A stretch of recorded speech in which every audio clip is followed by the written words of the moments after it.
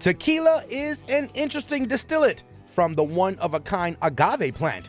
It's enjoyed all over the world with a unique taste, strict production regulations, and aromatic aftertaste that give tequila its special appeal.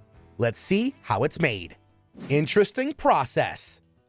Weber Blue Agave is the only agave used in all tequilas, and the bottle marked 100% Weber Blue Agave is the purest tequila you'll find. Usually, tequila is poured neat, also mixed in cocktails such as the famous margarita, hot palom, or spicy sangria. Tequila truly deserves a lot more respect than it often gets, and the process of making tequila is as interesting as the liquor itself, as it can convert non-believers. The beauty of the landscape and the painstaking process of creating them have earned this spirit great respect. For tequila to be tequila, it must be brewed in one of Mexico's 5 authorized regions: Michoacán, Tamaulipas, Guanajuato, Nayarit, and Jalisco, the most famous and where most tequila comes from. Agave fields are scattered throughout Jalisco, and when it's time to harvest, you'll see jimadores dumping what looks like giant spiny pineapples. This is the piña, or heart of the plant, used to make tequila, and appears after the spiny blue-gray leaves fall off. Geographical origin distinguishes the spirit from all other agave-based liquors made around the world. This also allows the Tequila Board of Trustees to comply with strict regulations for its production. Standards must be followed and met for every tequila brand intended to be sold under this title. Any agave-based drink may be made outside of these designated areas, but may not be labeled as tequila. The lowlands near the town of Tequila are home to some of the biggest names in the industry, including Jose Cuervo and Sauza, competing distilleries that stand side by side. But even though they are neighbors, the process and end product are very different. In Los Altos, or the mountains of Jalisco, around the towns of Arandas and Jesus Maria, you will find many lesser-known and boutique brands of tequila. The red clay in this area produces the agave, giving these tequilas an entirely different profile. Here, you'll find distilleries producing premium brands, such as Casamigos, Cazadores, Corazon, and Tezon. The agave plant is the most interesting part of the tequila making process. It's unique to the distilled spirits made in Mexico, and different varieties are used for the various agave-based drinks made in the country. Agave is the secret. The agave plant is not a cactus, but a succulent from the lily family. Long spikes grow above the ground in rosettes. These leaves are thick and fleshy with small half-blunt thorns that run up and down. A larger spike extends from the tip of each leaf, and this one is not blunt. Beneath the ground lies the heart of the plant, or piña, the part that jimadores hunt. After being dug, these large garlic cloves are roasted and pressed in the distillery.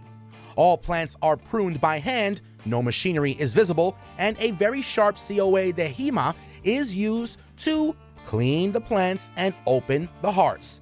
A single agave plant can reach 5 to 7 feet in height and a similar range. They become sexually mature at the age of 7 to 10 years. If the plant is left untouched, a tall tower called a quiet will grow from its center, which can reach 15 feet or more in height and produce flowers. Most of the coyote is removed so the plant can focus its energy on producing the highest possible concentration of sugar in the piña.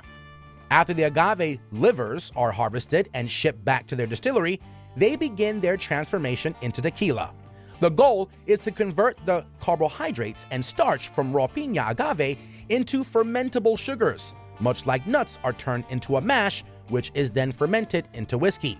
Each piña can weigh anywhere from 50 to 150 pounds and goes directly into the oven. The first step in the process is roasting the agave. Traditionally, the liver is baked in a stone-lined pit, and this is still seen in mezcal making. But today's tequila makers have moved above ground, using one of 2 types of ovens: clay brick or stainless steel. The horno, or clay brick oven, retains some of its old world charms and is used by several tequila distilleries, such as Cuervo Mundo. Many distilleries today use stainless steel autoclaves as a substitute for brick kilns. These modern ovens are often towering structures that can roast incredible amounts of agave at once and fit adults with more than 4 feet of headroom. In both ovens, when the baking process is complete after 2 or 3 days of steaming, the agave piñas are reduced to a fraction of their original size. They turn dark brown and look like caramel, like a sweet, mushy honeycomb. If you ask several tequila makers, you'll get different opinions on the contribution each type of oven makes to the final product. This is a great debate. Some people will compare the modern microwave, autoclave, and brick oven to using a traditional oven in your kitchen. Each step has its sweetness. The sweet juice contained in the roasted agave now needs to be extracted. Like every other step in the process, tequila distilling uses a different method. Most often, mechanical crushers are used to crush and separate the agave fibers so that the sweet or musty juice can be collected for fermentation. Some tequila breweries have opted for the old-fashioned method of using a tahona, a large wheel often made of volcanic rock that rolls around the mine, crushing the agave and extracting the juice. The use of the tahona wheel is very traditional and very originally drawn by horses, mules, or oxen. Today's Thomas is powered by a tractor or central engine that slowly moves an arm attached to a wheel around the hole button and requires a worker or two to work the hole while the 2-ton wheels shred the agave. Because the tajon wheel is a very laborious and time-consuming process, only few tequila distilleries use it. In the fermentation room, the process of making tequila reflects other spirits of the distilled. The sugar bridge is placed in a fermentation tank with water and yeast. During fermentation, the yeast converts the sugar from the diluted bridge into alcohol. This is the same process used to make other alcoholic beverages, including spirits, and is an important step. Distilleries use wooden or stainless steel fermentation tanks, strict water-to-must ratios, and often proprietary yeast. The process usually takes 2 to 5 days. Key to the tequila. Keeping the yeast happy is key.